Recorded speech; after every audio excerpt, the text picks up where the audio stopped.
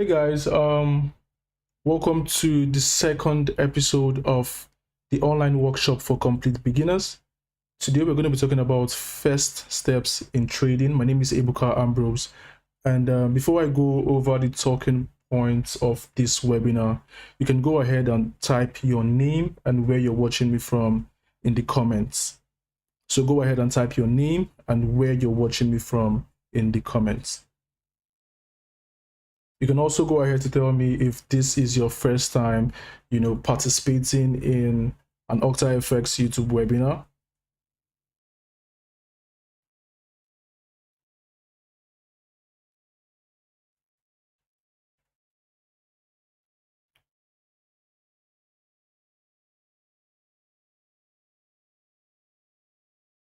Daryl says hello.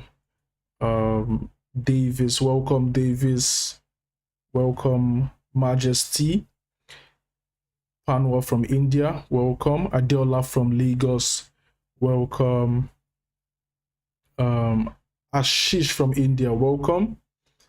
Risendo from South Africa says he's a first timer, welcome. Thomas from Lagos, welcome. Abraham Adedeji, first timer. Daryl, first timer. Melody, first timer. Massive welcome to you guys for participating in this webinar today. So I'm just quickly going to go over a disclaimer. So any opinion, news, research, prices, analysis, or other information discussed in this webinar or linked to this presentation are provided as general market commentary and do not constitute investment advice. Trading is risky. So I'll quickly go over the bonuses that you can get for taking part in the online workshop for complete beginners. And the first bonus is 100% single-use deposit bonus per webinar series. How do you get this? You sign up or confirm your participation on the OctaFX website. You watch all the webinars from the series. This is the second episode, by the way, so the first episode will be in the link in the description. You wait for an email from OctaFX confirming your bonus is ready. You initiate a new deposit and you claim the bonus for this deposit. The bonus expires on the 3rd of August 2022. You also get a free trader's guide in PDF. How do you get this? You watch all the webinars from the series, you stay active, ask me questions and answer my questions, and you would get your PDF handbook via email once the webinar is over. Let me just look at the comments again and see who we have here. Ibrahim from Lagos, first time participating. Welcome, Ibrahim. Arinze, first time. Welcome. Tochi from Lagos, welcome. Anthony from Lagos, welcome. Guys, I can go on and on, but massive welcome to every one of you for participating. So let me quickly talk about, what you will learn today, right? It's the first steps in trading, and you're going to learn about buy and sell orders. You're going to learn about margin, how to calculate your equity, line and candlestick charts, and you would also learn about spread, right? These are the things we're going to learn today. So let's start with buy and sell orders. What are buy and sell orders, right? In the Forex market, you're buying and selling, right? You're either buying a currency and selling the other, or selling a currency and buying the other currency, right? So what are buy and sell orders? An order is an instruction sent to your broker to open or close a transaction. It could be a buy order or it could be a sell order. An order is an instruction sent to your broker to open or close a transaction. It could be a buy order or it could be a sell order. Now we have two types of orders. One second, guys. Okay, so we have two types of orders. We have market execution and we have pending orders, right? Two types of orders. Now, market execution is an order that instantly executes your trade at a price that your broker has provided, right? It executes your trade instantly. So if the market, if your broker presents prices to you, the exchange rate of two different currencies, and you decide to buy or sell instantly, you're going to buy at the price that the market will be, the price that the broker has provided, you know, just that price that you're seeing there. If let's say for an example, an asset is at $50 and you decide to buy right there, it's going to execute instantly, right? And a market order could be a buy order or a sell order. So when you hear of market execution, first thing that comes into your mind should be instant execution. Your trades execute instantly, right? Now, the second type of order is pending orders. The second type of order is pending orders. Now, when you hear of pending, what comes to your mind? Preferred, you know, delay. Time at an order that is executed at your own preferred time. Is not executed instantly, right? So a pending order is an order that is to be executed at a later time at the price you specify. At a later time, it doesn't execute instantly, right? The trade will not be active until market price gets to the specified price. I'm going to show you guys, you know, the type of pending orders that we have so that you can understand better. Well, a pending order could be a buy limit, a sell limit, a buy stop, and a sell stop order. A pending order could be buy limit, sell limit, buy stop, and sell stop order. So we're going to go over the type of pending orders that we have.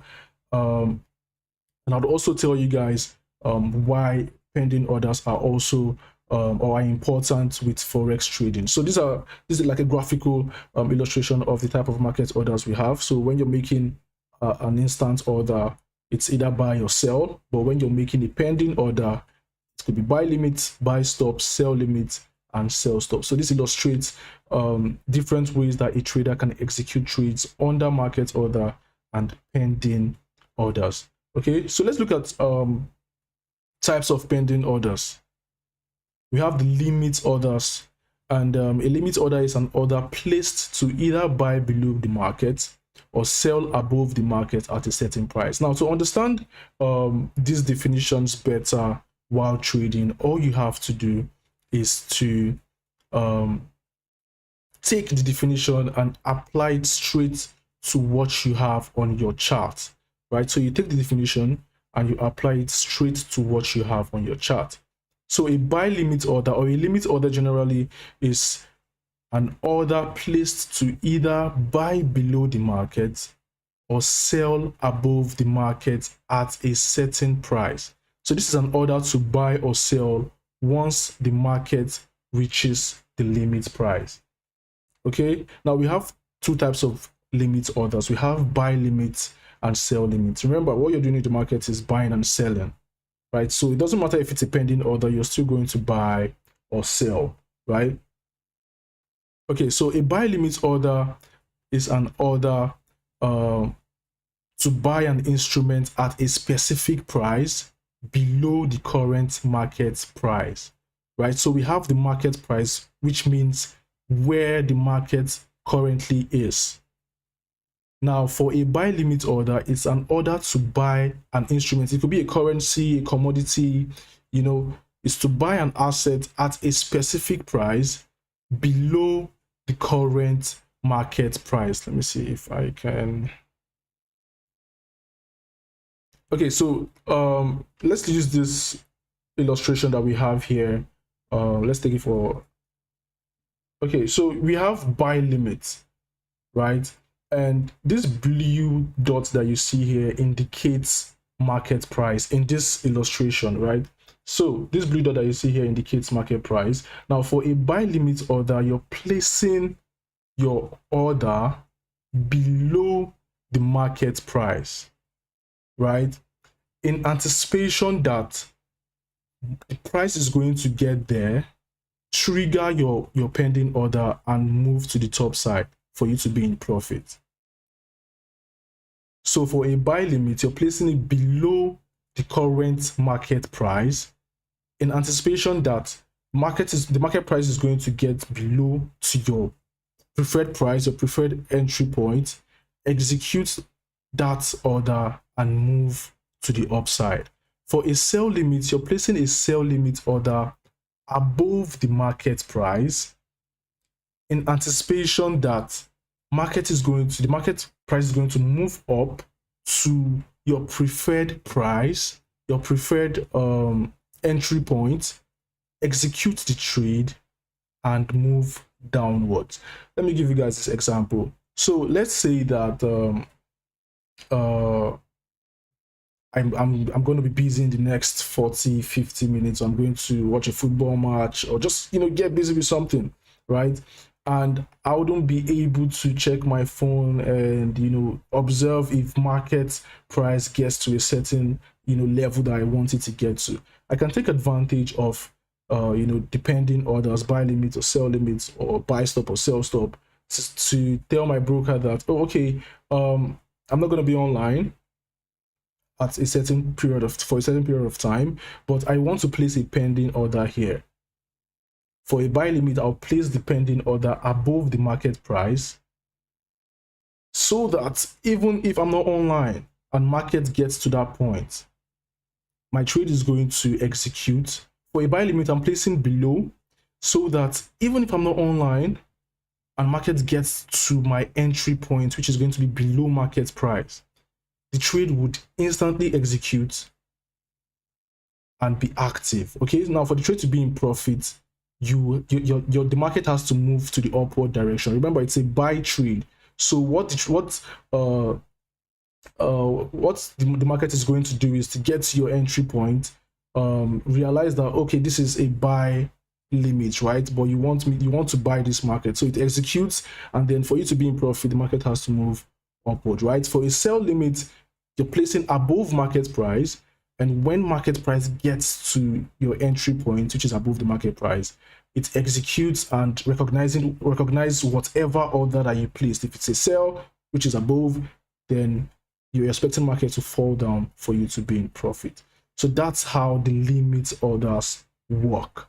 Remember, buy limit, you're placing below in anticipation that market gets down there, executes your trade, and moves upward for you to be in profit. And the sell limit, you're placing above in anticipation that market gets upward to your entry point, executes the trade, and moves downward for you to be in profit. Now, for a pending order, your trade would not start reading if market doesn't get to your specific price, your specific entry point. So you're not going to have you're not going to be running in either profit or loss. Your trade is just going to be pending until market price gets to your preferred entry or exit point. Then your trade becomes active and moves in either direction. Okay, so we also have a stop order, which is another second type of pending orders. We have stop orders. Stop orders are orders placed to either buy above the market or to sell below the market at a certain price, right? So remember, for the limit orders, the buy limit, you're buying below, the sell limit, you're selling above. Now, the difference with stop orders is that you're placing the stop orders for market price to get to your preferred price and continue to move in its initial direction. Let's use this example here. So let's say for a buy stop, right? A buy stop order, remember, the blue dot indicates market price and the green line indicates your entry, your preferred price for your pending order. In this case, it's a buy stop, right? So this green line just indicates where we have placed our buy stop order. Now, the buy stop, for a buy stop order, you're placing above the current market price, right? So if this is the market price, this blue dot that we have here, and your buy stop order is placed above, what you're expecting is for market to move up to your preferred entry point, execute the trade, and continue to move in the upward direction, right? Now, this is a pending order, yes, but when market gets to your preferred entry point, which is this green line that we have here, it's going to recognize what order have you placed. It's a buy. So for you to be in profit, the market has to continue to move in the upward direction, because when you buy and the market moves upward, you're going to be in profit, right? For a sell stop, you're placing your sell stop order below the market price, expecting market price to get down to your preferred entry point and continue to move in, or continue to move to the downside, right? So that's the difference between limit orders and stop orders. For stop orders, you're expecting market to get to your preferred entry point and continue to move to the upside. For sell stop, you're expecting market to get to your entry point and continue to move to the downside. For the limit orders, I'm going to take that again. For the limit orders, you're expecting market, for a buy limit, you're expecting market to get below to your entry price and move upwards, right? So you're expecting it to move in reverse direction. So if it's coming down for a buy limit, you're expecting it to execute at your preferred price and move upwards for you to be in profit. And for a sell limit, you're placing above, expecting market to execute above the market price. You're expecting your order to be executed above the market price and move to the downside for you to be in profit. Now, the advantage of pending orders is just so that you don't, let's say you're going to get busy, like I said, or you have things to do, you can just place your pending orders and they would be executed even if you're not online, okay? But you should make sure that you're using these pending orders with an analysis. So you don't just want to start executing orders or placing pending orders when you're not using analysis or strategies that tells you to put this pending orders at this point or at that point. Okay, so that is the two types of orders that we have, the limit orders and the stop orders. And we have buy stop, sell stop, and buy limits and sell limits. So now I'm going to talk about margin. We're going to look at margin. A lot of traders don't really pay attention to margin. A lot of traders don't understand what margin is and how important it is with trading. So what is margin? Now, margin is a good faith deposit that is needed to open a position and keep it open as determined in the contract specification for each instrument.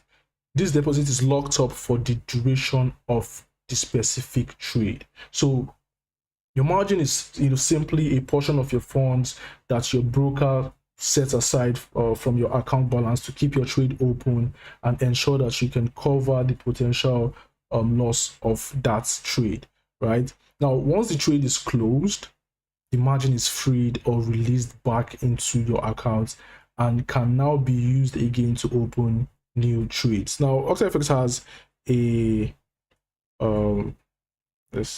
OctaFX has a profit calculator or trading calculator that you can use to calculate your margin. So what you want to do is to go to the OctaFX website, octafx.com, and click on analysis and education, and you want to come down here to trading calculator, right? So you click on trading calculator and it gives you this page right here. So you can choose whichever trading platform you use, OctaFX or OctaFX MT4 or OctaFX MT5.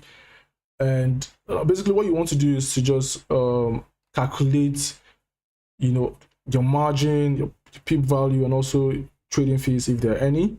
So let's say, for example, I'm trading USD/JPY, right, which is the US dollar against the Japanese yen. I put my leverage, you choose from the options whichever leverage that you use, and then you can also input your lot size, which lot size do you use. So let's say, for example, I'm using a 0.80 lot size, right?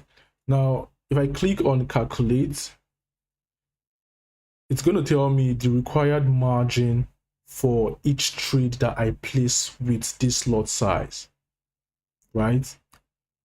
That is the result I'm going to get.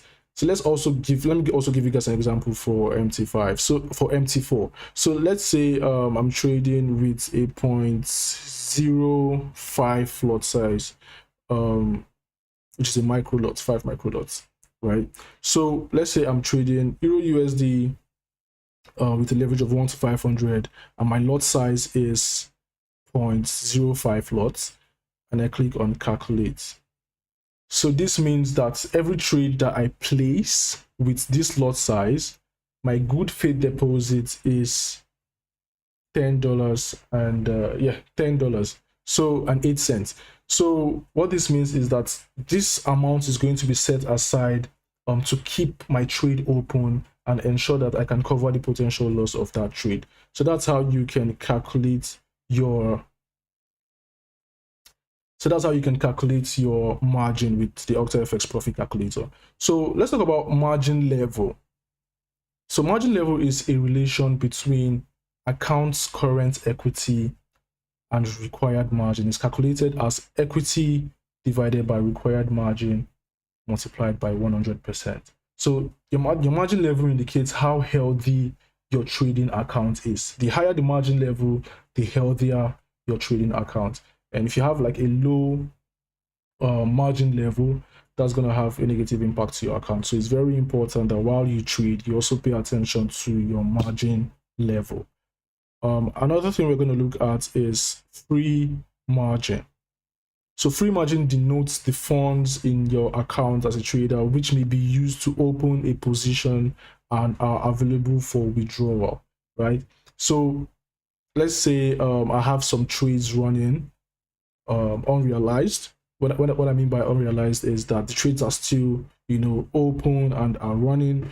My free margin is just going to tell me that this is the amount that I have left to open new trades. This is the amount that I have left to open new trades, right? And your free margin is calculated as equity subtracted by required margin, which is going to give you your free margin. Now let's talk about margin call. So margin call is a point at which additional funds may be required to maintain open positions should the market go against you as a trader, right? So your margin call is like a notification from a broker that tells you that you need to deposit more money in your trading account or to close negative positions in order to free up more margin.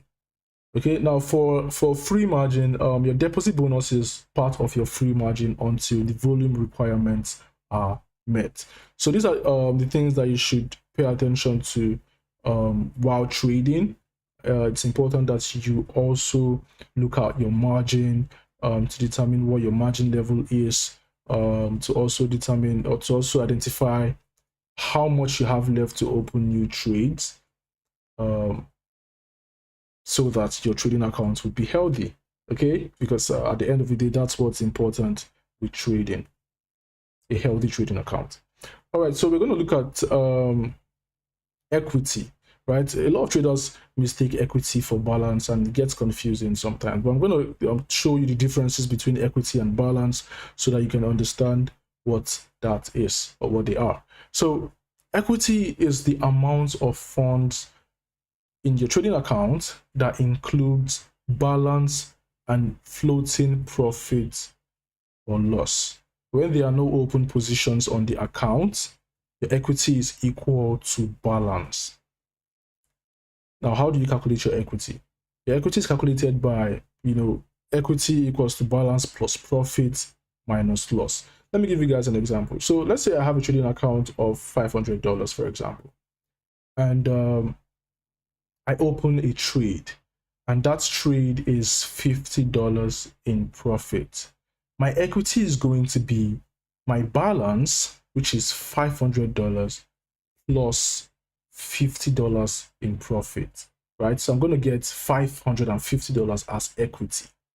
Now, if I open a trade, if I open a new trade with $500 as my trading balance, and that trade is running in a loss of $30, my equity is going to be $500, which is my balance, subtracted by 30. So I'm going to have $470 as my equity. So the equity just tells you this is the amount you're going to have left if you decide to close all your open trades right now. Okay, that's basically what your equity tells you. It tells you if you close all your trades or your running trades, this is what your balance is going to look like. That's it. So if you don't have any open positions, then your equity is going to be exactly the same as balance, which is, the same thing. You've closed all your positions, so your equity is the same as your balance. Okay, so that's the difference between balance and equity. All right. So let's us look at, I didn't say this earlier anyway, but if you have questions, I'm constantly looking at the comment section to see if you have questions concerning what I'm teaching right now. So if you have questions, you can just type them in the chat box or the comment sections. I'm looking to answer your questions. All right, let's look at line and candlestick charts, which are, you know, popular chartings with Forex, right? So these are two popularly used charts. Now, a line chart draws a line from one closing price to the next closing price. I'm going to put up an example of what a line chart looks like anyway. So a line chart draws a line from one closing price to the next closing price. When strung together with a line, we can see the general price movement of a currency pair over a period of time. So the line chart just smoothens, you know, price action so that you can see the general or the overall direction of price or of the market. Now, a line chart doesn't really give you detailed explanation of what's happening in the market. All you know is that price is moving from here to here. You don't have detailed explanation of, you know, what exactly happened at a specific time, you know, momentum and all that, which is very important, right? So I'm just going to put up an example of what a line chart looks like. So let me get an empty chart. Let's use this one.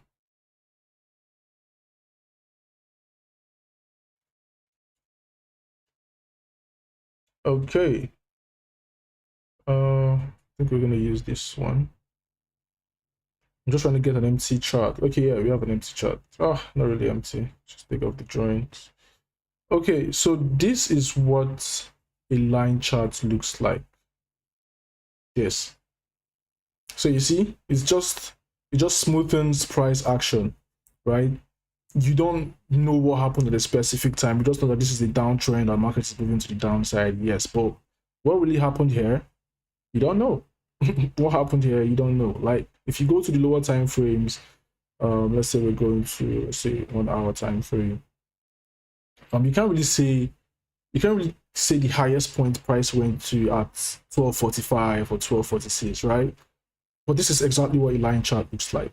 Now I'm going to talk about candlestick charts, which is the popularly used type of chart.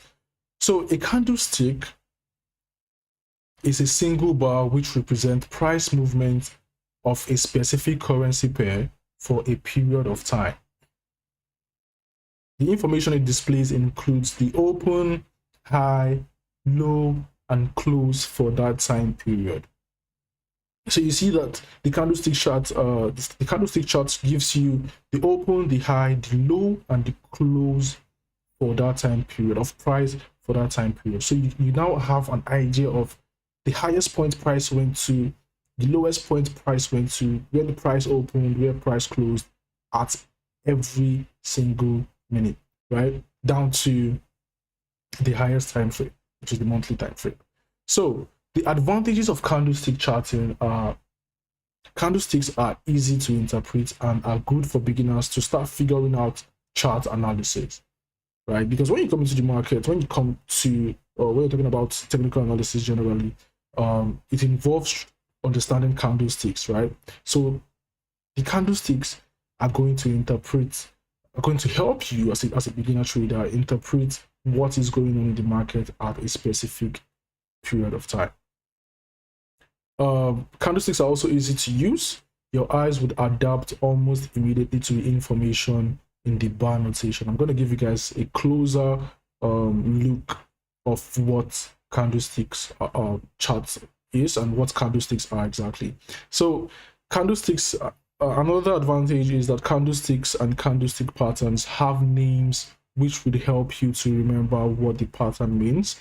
You know, you have doji candlestick, we have some candlestick patterns like the evening star, the morning star. You know, these names to just help you easily recognize what a pattern is when you see it on the chart, and you have an idea of what to do and what not to do, right? The fourth advantage is that candlesticks are good at identifying market turning points, trend reversals from an uptrend to a downtrend, or a downtrend to an uptrend. Remember, the market is not always going to trend, right, in one direction.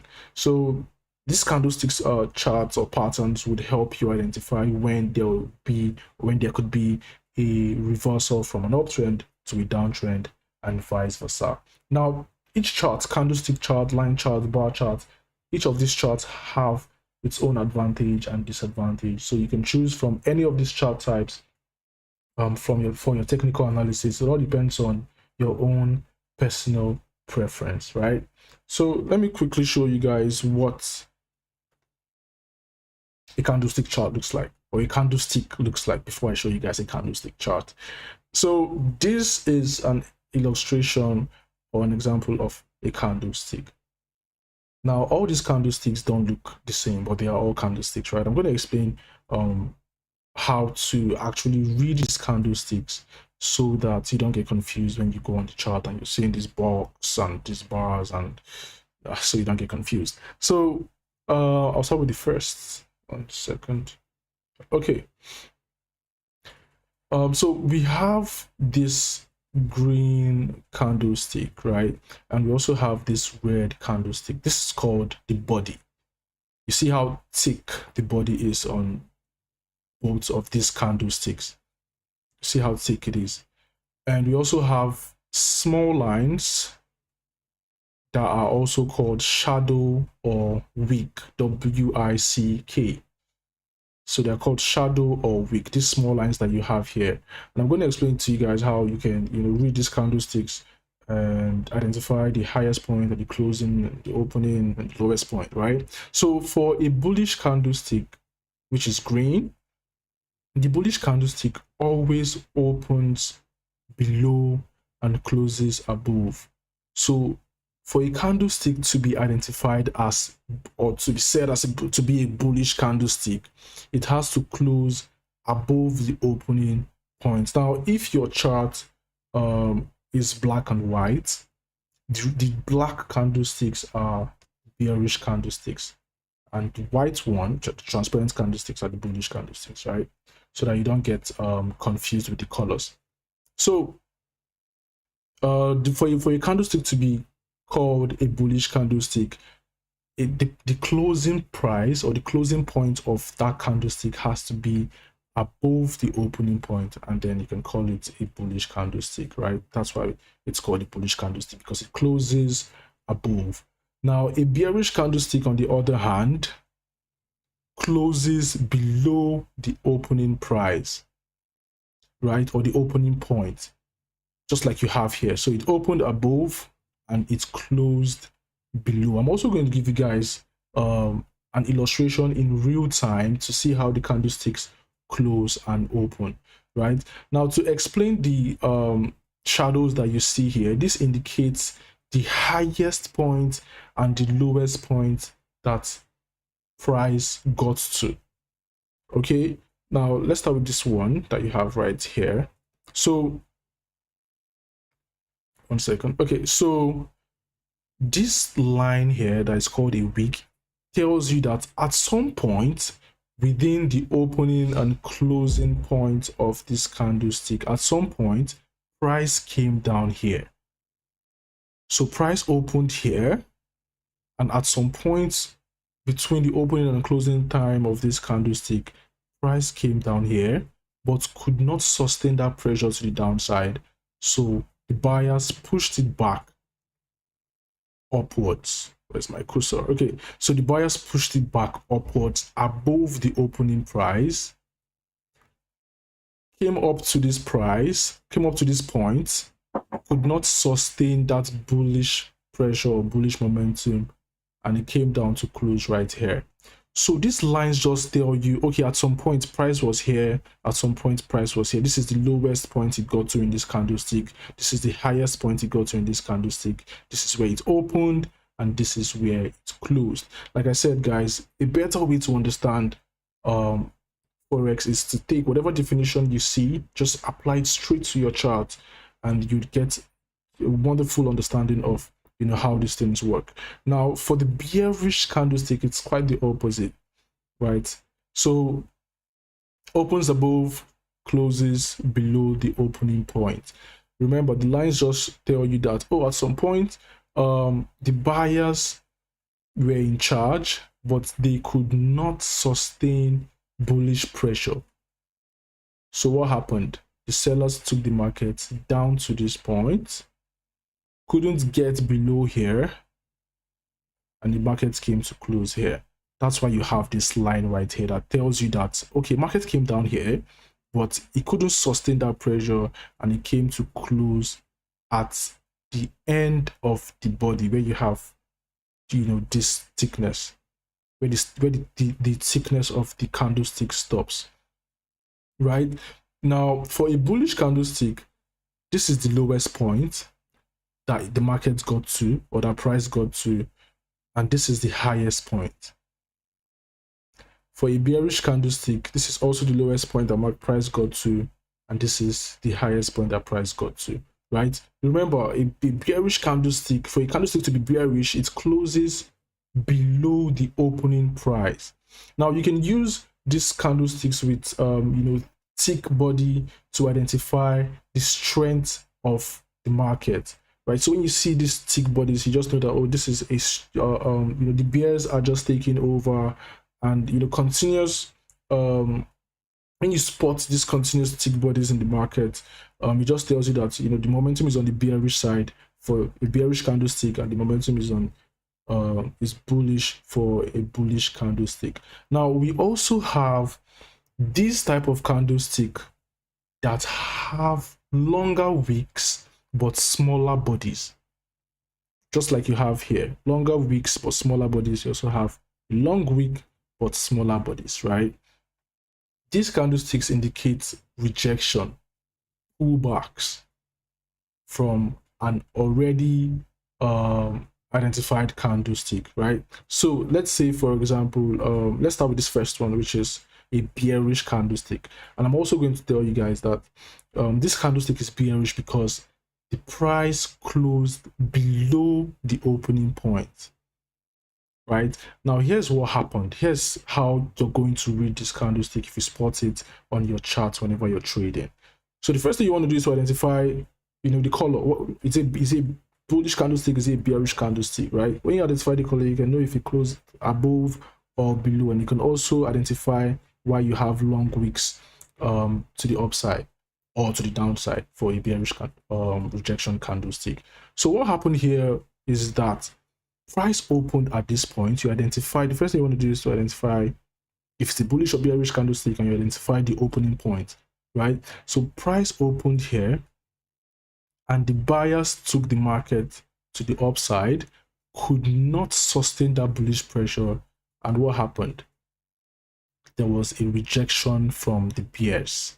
It stopped the bulls from going up and pulled this market down to close right here, below the opening point. That's why you have this line that tells you that, oh, at some point between the opening and closing time of this candlestick, markets went up to this point. Buyers pushed the market up to this point, but they were rejected and pulled back to close below the opening points, right? So this tells you that sellers are taking over. Sellers are taking over this candlestick. The bears are taking over the candlestick, and markets could potentially continue to the downside, right? But you always want to look out for how the next candlestick closes, so you don't just see these and start selling the market. You also want to look out for the next candlestick to see if there will be continuous pressure to the downside or the upside. For a bullish rejection candlestick, or a candlestick that closes bullish but has a longer wick to the downside. Exactly the same thing, right? So it opened below, closed above. It's just exactly the same thing with this one. For every bullish candlestick, it has to close above for it to be bullish, right? Now, how do you identify what happened here? From the opening point, the bears or the sellers, when I say bears, I'm referring to, you know, the sellers, right? They brought this market down to this point, could not sustain that bearish pressure to the downside, and the buyers took over to reject the bears and pull this market back up to close above the opening point. So that is how you can read, you know, these candlesticks with thick bodies and these candlesticks with longer wicks and smaller bodies to identify momentum in the market. Now, for this type of candlestick, it's called a doji candlestick, right? What this means is that neither the buyers or the sellers were able to take control of the market within the opening and closing point of this candlestick, right? So this could be a 15 minutes candlestick, a 1 minute, 5 minutes, 10 minutes, no, not 10 minutes, 2 hours, you know, of 4 hours, whatever time frame it is. I'm also going to show you guys the candlesticks we have in different time frames after this example. But what this basically means is that market pullback, market pulled down, was rejected, pulled up above the opening point, was also rejected and came to close at the same price where it opened, right? So neither the buyers or the sellers were able to take control of this candlestick at that time. All right, so let me go over to the chart and show you guys. So this is what a candlestick chart looks like.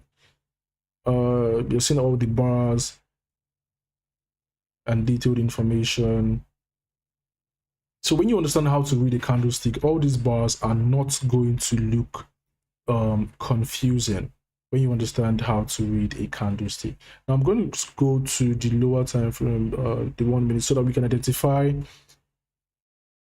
how a candlestick opens and closes. So I'm going to the 1 minute because you know, we're not going to really wait for an hour to spot, but we have different time frames from 1 minute to 1 month.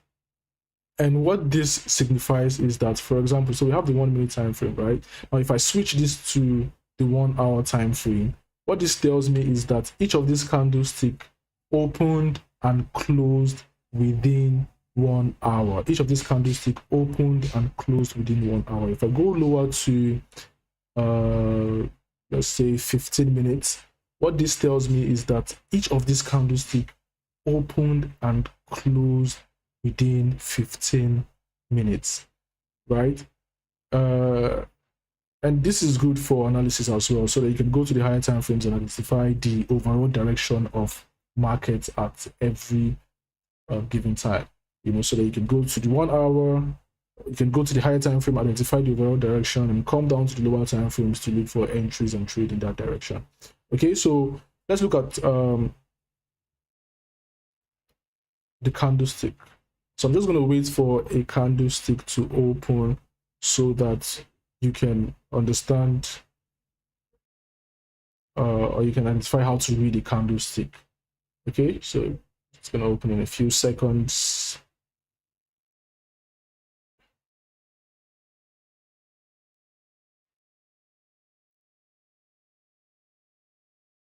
Okay, so we have this new candlestick that is currently bullish. You know, it opened and the buyers are currently taking the market to the upside right now. It's not really a liquid market, so the market is not volatile at right now, so that's why it's quite slow. So you're seeing that line that indicates that at some point the buyers were here, but the sellers pushed it right down. That's why you have that line there, but the line is not there anymore because the buyers have filled it up. So we're just gonna pay close attention to this candlestick, this newly formed candlestick, to see if it's going to close bullish or bearish. So you're seeing the line has popped up again. Let me see if I can zoom in a little bit. So you see the line has popped up to tell you that at some point it was right here, but the sellers brought it right down to this point and it has closed. So a new candlestick is going to form just like it did right now. And it has formed bullish because the buyers are currently in control. If the market pulls back down a little bit, you're going to see that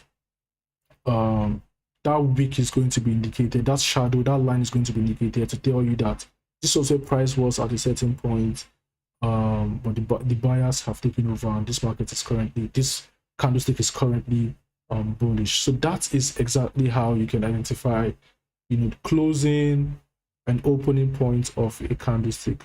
You can also identify the highs and the lows, right? For this previous candlestick that we analyzed, there was no low because once the market opened, the buyers took charge and the sellers never brought it down.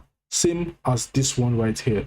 The sellers never brought it down, so this market is, this price or this candlestick is going to close bullish, right? It's going to close right now. All right, so that's how you identify, or that's how you read candlesticks.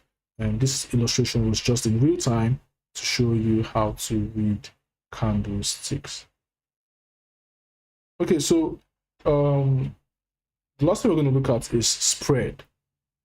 What's a spread?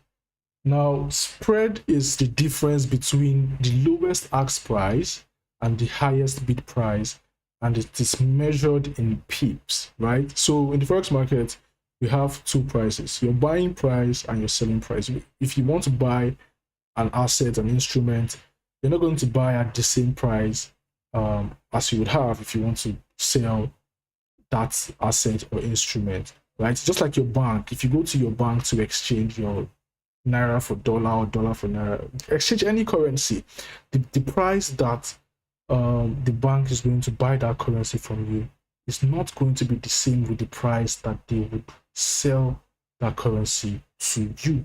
So that's the ask and the bid price. Now that space between the ask and the bid price is called the spread, just like the bank as well. That difference between the buying price and the selling price of the currency in bank is also a spread. So in this illustration, we have the ask price. If you look here, you're going to see that the ask price is 1.29830 and the bid price is 1.29810. So we're saying that there is a space between this and this as well. That space is called the spread. On your chart, it's just going to be the two lines, right? It's going to be the two lines, the ask price and the bid price. That space between that ask price and the bid price is called the spread. Now, if you want to identify the amount of spread on each asset or instrument, all you have to do is to subtract the bid price from the ask price. So you want to subtract this from this, and then if you do that calculation right now, you're going to get let's see if we can quickly do it. Let me put up my calculator. Okay, so we have 1.29830 as the ask price, subtracted by the bid price, which is 1.29810. So the difference between the ask price and the bid price in this illustration is 2 pips. 2 pips. Okay, so this can help you when you want to place trades, so that you know sometimes traders normally ask this question of when you place a trade, it automatically goes in red before you can be in profit. That's the spread talking. So you can identify, the spread in the market. You can also calculate that with your lot size. For example, if I'm using a micro lot, which is 0.01 on this market, my spread is going to be 2 pips. What's 2 pips on a micro lot? 20 cents. So if I place a trade with this difference, 2 pips different from the ask price and the bid price in an asset, I'll be in minus 20 cents first before the trade can move in my direction for me to be in profit. So you can use the spread to identify how much drawdown are you going to be on once you place a trade before it moves in profit.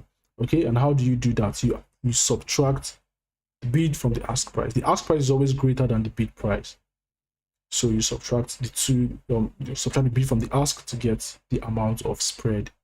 And it's also important to know that spread for a particular asset may not be the same for another asset, right? So a spread for Euro USD may not be the same for USD JPY and all that. So you can also do your subtraction for each of these currency pairs or instruments to identify the spread. Okay, so that's it on the second episode of the online workshop for complete beginners, first steps in trading. I'm going to take your questions right now. So if you have questions, go ahead and type your questions in the chat, and I'll be looking to answer your questions. Okay.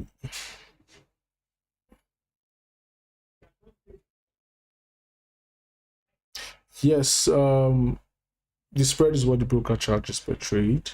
It's the difference between the ask and the bid price. That's where the brokers make profit from anyway. Okay.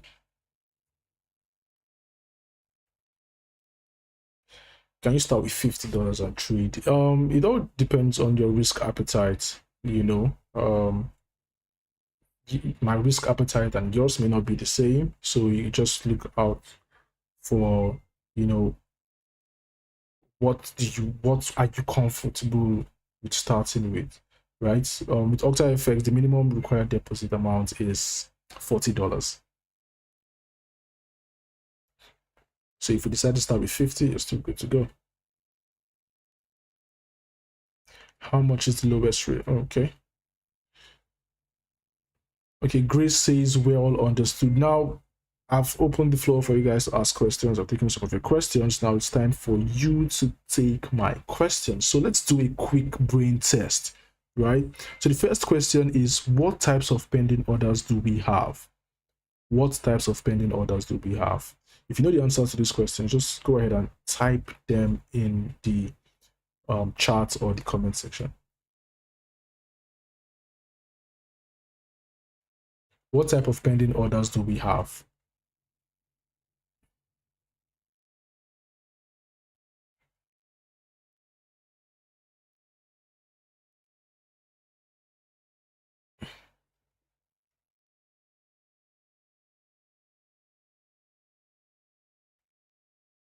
Chris says sell limit, buy limit, sell stop, and buy stop. Okay. Yeah, depending orders we have are sell limits, buy limits, sell stop, and buy stop. Timmy Briak is correct. Ashish says limit and stop. Limit and stop. Is that stop? Okay. Arikian Design says sell limit and buy limit. We also have sell stop and buy stop. Okay, the second question is, when there are no open positions, equity equals what? When you don't have any running trades, equity equals what?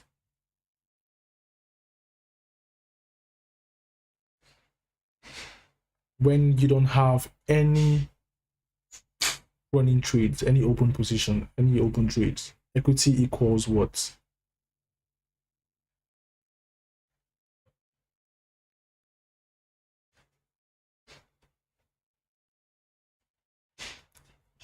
Is it that difficult?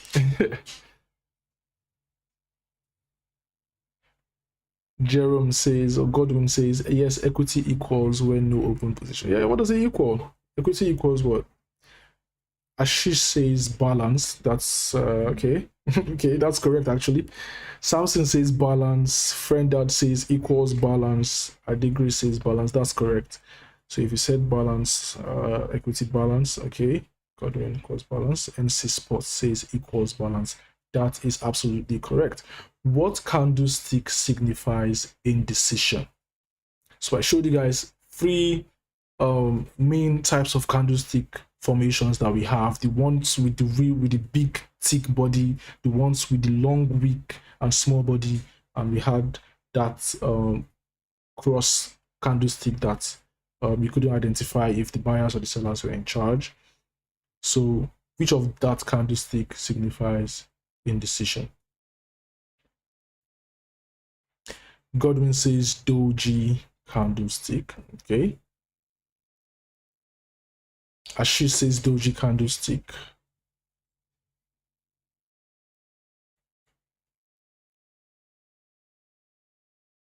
Are we gonna get more answers?